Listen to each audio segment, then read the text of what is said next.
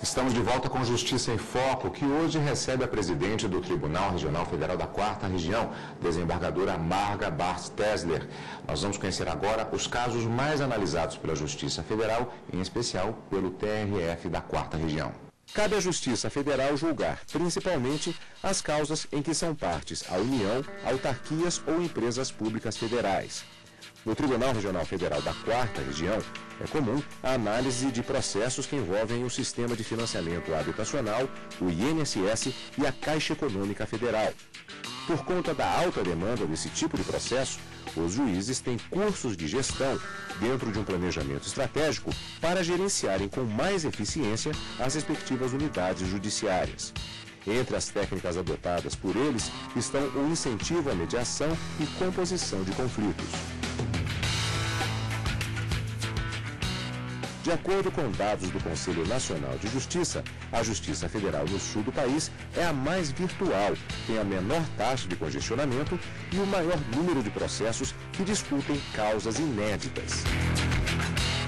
É interessante, desembargador, que às vezes um determinado tipo de causa leva a um tema que inicialmente parece que não tem uma relação direta especificamente com aquele ponto, levando a uma decisão que pode ser inédita em um ramo totalmente diferente da aplicação do direito. No caso, salvo engano, foi exatamente em ações, uma relacionada à Caixa Econômica Federal, como vimos um tema na reportagem, e também relacionada à Previdência, que levou a um posicionamento também pioneiro do TRF da 4ª Região, que é em relação ao direito civil dos homossexuais, inclusive uma jurisprudência que foi consolidada pelo Supremo Tribunal Federal.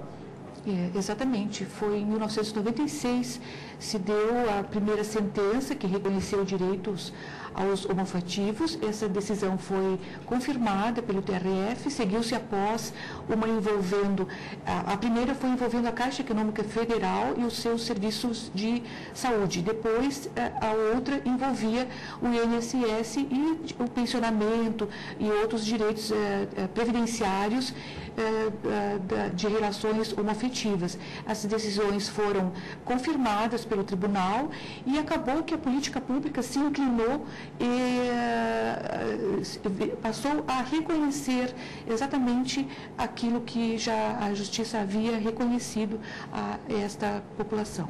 A consolidação dessa jurisprudência aqui no Supremo, nós acompanhamos, o telespectador acompanhou também, ela foi bastante polêmica, rendeu um debate na própria sociedade em relação a isso.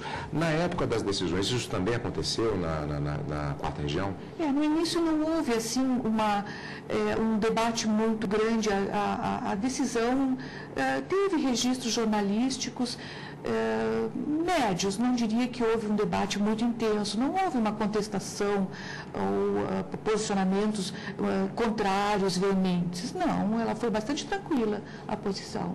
Agora, além disso, nós temos também outras decisões do TRF da 4ª Região, que também, como a senhora bem disse, a Justiça ela puxa as políticas públicas, que foi um ponto também que foi objeto de vários debates com relação ao uso do fumo nas aeronaves. Também o TRF da 4ª Região foi a primeira unidade jurisdicional que tomou uma decisão nesse sentido. E isto também, a decisão do juiz de primeiro grau foi confirmada pelo tribunal e logo a seguir foi transformada em política pública,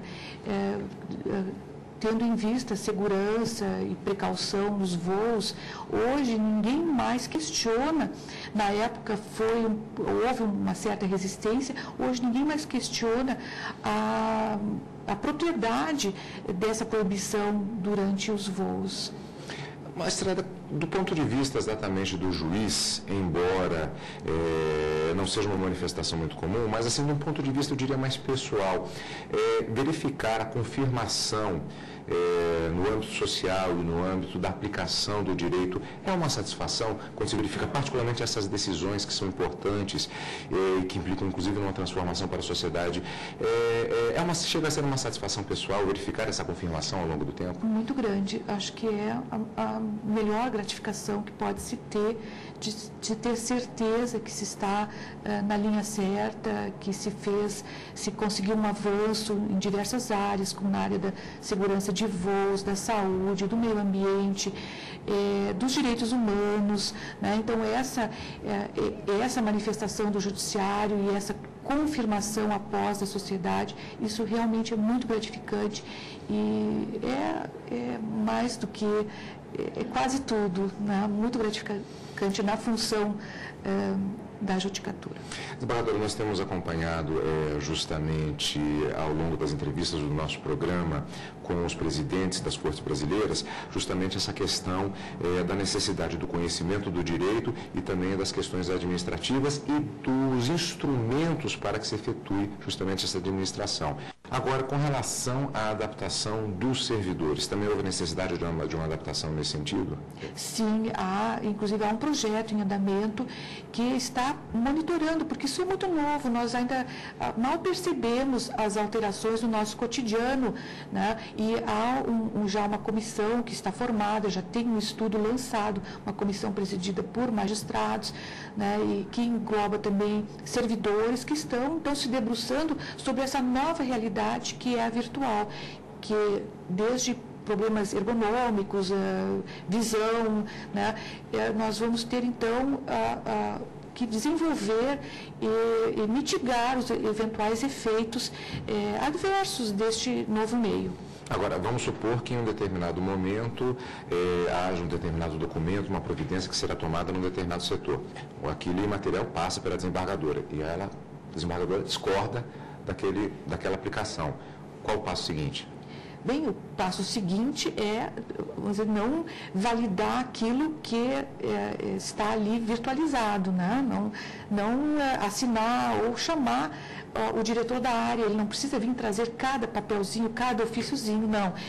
Nós só vamos realmente nos confrontar com as diretorias, enfim, quando houver uma falta de conhecimento, uma falta de esclarecimento, quando o presidente não ficar esclarecido ou discordar. Agora, fica muito mais fácil justamente quando para se chegar a esse processo. Na minha vida cotidiana, porque eu fui vice-presidente, muitas vezes assumi a presidência, era comum todas as áreas aguardarem, começando a 1h da tarde, aguardarem o seu momento de despacho com o presidente. Agora isso não ocorre assim, não precisam mais eles ficarem ali sentadinhos aguardando para trazer um papel, um processo. Eu já, ao chegar, já tenho o programa do dia e vou resolvendo as questões eletronicamente. Eu não preciso manter enfim, eu não preciso me esperar, né? Muitas vezes a questão já fica resolvida com a atuação eletrônica, né? Então, isso é bem mais rápido.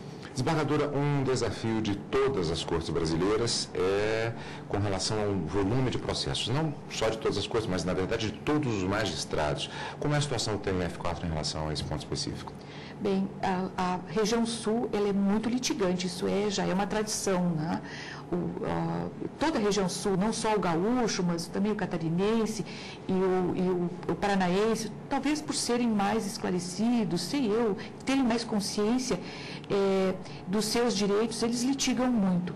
Mas para enfrentar esse volume avassalador, que realmente é muito grande, há projetos de conciliação, de mediação, né, antes de ingressar em juízo, e isso também já vem de há bastante tempo. Temos uma tradição já em conciliações no SFH, nos contratos bancários, no superendividamento, desde a gestão do desembargador Vladimir Passos de Freitas, que foi pioneiro nessa questão dos acordos e da conciliação.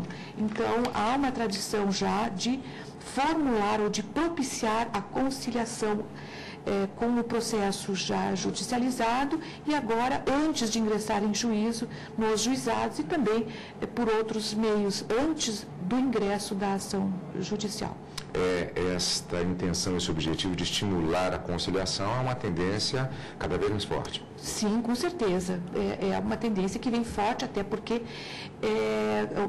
o acesso à justiça, a criação dos juizados, um maior conhecimento da população na busca de seus direitos, tem trazido um afluxo muito grande de causas. E muitas vezes elas são de pedidos que podem ser obtidos e deveriam ser obtidos normalmente dos diversos serviços públicos envolvidos. E isso deve ocorrer naturalmente. Há de se fazer um esforço no sentido de evitar o contínuo ajuizamento de demandas em questões que já estão pacíficas e tranquilas no judiciário, que próprios órgãos envolvidos já tratem antecipadamente de implantar ou de direcionar as suas decisões por aquelas que já estão sedimentadas no judiciário. Seria um grande avanço. Desembargadora, haveria muitas outras perguntas a fazer, mas o nosso tempo está esgotado. A intenção é justamente levar um pouco, pelo menos, da realidade dos nossos tribunais no atendimento ao cidadão brasileiro. Eu agradeço muito a sua participação aqui no nosso programa de hoje. O Justiça em Foco vai ficando por aqui. Nós voltamos na semana que vem com mais um pouco da realidade de mais uma corte brasileira. Obrigado por estar sempre conosco e continue aqui na TV Justiça.